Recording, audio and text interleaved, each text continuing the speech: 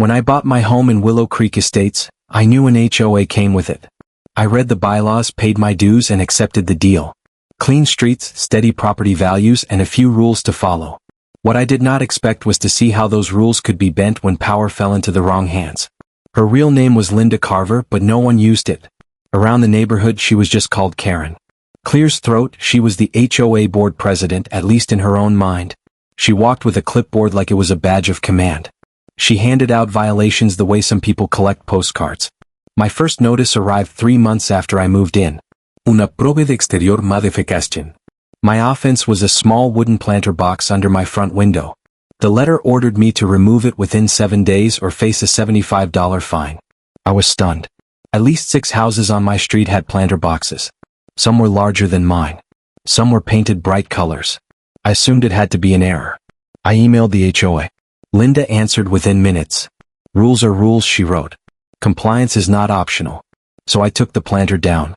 A week later, my neighbor Tom was warned about his basketball hoop.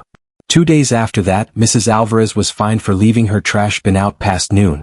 Meanwhile, Linda's corner house was impossible to miss. It had a permanent basketball hoop, decorative planters, and trash bins that sometimes stayed out all night.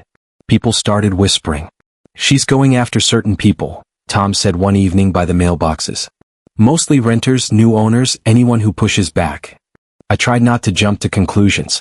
Maybe she was just strict. Maybe she forgot to check her own house. Then came the letter that pushed me over the edge. Second violation. Unauthorized fence stain color. My fence. Apparently, the shade of brown was not approved, even though at least 4 others had the same color. That night, instead of repainting or paying another fine, I did something else. I requested the records. State law says HOA members can review enforcement files, including violation notices and fines. My request was calm, formal, and legal. Linda did not like it. There's no reason to dig through old paperwork, she replied. The board treats everyone equally. I stood my ground. 2 weeks later, a thick envelope showed up in my mailbox. Inside were years of violation logs, fine histories, and warning notices. I spent the entire weekend reading them. Highlighter in one hand, spreadsheet open, coffee never empty. And that's when the truth became clear. The same violations. Planters, hoops, fence colors, holiday decorations over and over again, but only for the same group of addresses. Linda's address. 0 violations in 5 years. Her closest allies on the board. Almost none. Renters, first-time homeowners, and families who had spoken up at meetings. Dozens. The most disturbing part wasn't just favoritism, it was the timing. Some homeowners were fined within days of a complaint. Others were ignored for years for the very same problem. I printed everything. At the next HOA meeting, the room was full. People were exhausted from being fined, warned, and spoken to like children. Linda opened the meeting with her usual talk about keeping community standards in line. When she asked for homeowner comments, I stood. I asked for the HOA enforcement records. Calmly, clearly, and then I reviewed them. Linda's smile tightened. I'd like to show you what they reveal. I passed copies down the row. Pages marked in yellow, addresses circled in red.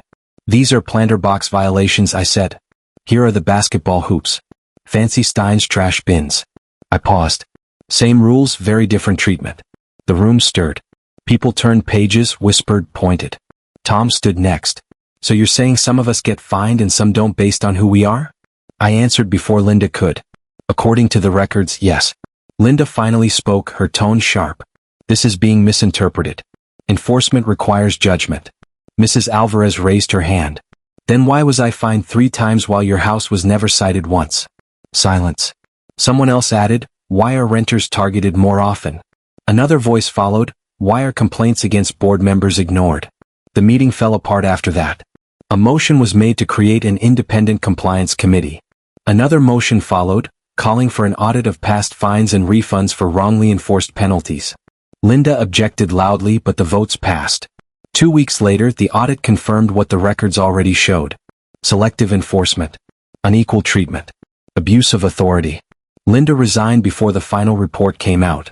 The HOA refunded hundreds of dollars in fines. New policies were put in place.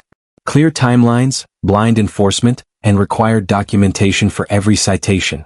The neighborhood felt different afterward. Not perfect, but fairer, calmer in a good way. One evening, as I watered my new planter box, fully compliant and proudly visible, Tom walked by and smiled. Guess the rules finally apply to everyone now, he said. I nodded. That's all anyone ever wanted, because rules don't protect a community unless they're enforced equally. And sometimes the truth isn't buried. It's just waiting to be shown.